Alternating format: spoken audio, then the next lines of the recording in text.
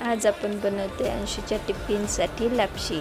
त्यासाठी मी घेतलं आहे गव्हाचा भरडा आणि त्याच्यात थोडंसं गव्हाचा भरडा मी तुपात खमंग भाजून घेतला आहे। त्यासोबत त्यामध्ये मी काजू, बदाम आणि खोबऱ्याच्या पाका टाकल्यात आणि मस्त खरपूस भाजून घेतलं आहे। एकीकडे कुकरमध्ये पाणी ठेवले गरम करायला आणि त्यासोबत त्यामध्ये टाकायला इलायची, सुंठ।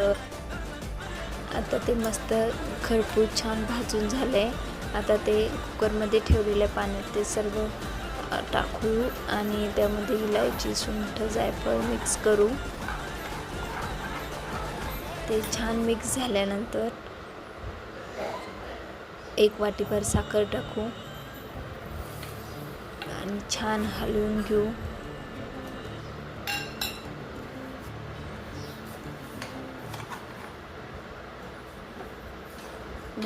आपण अंदाज बघायचा, पाणी जर कमी झालं असेल तर थोडं अजून पाणी गरम करून टाकायचं आणि कुकरचं झाकण लावून 1-2 शिट्टी होऊ द्यायची।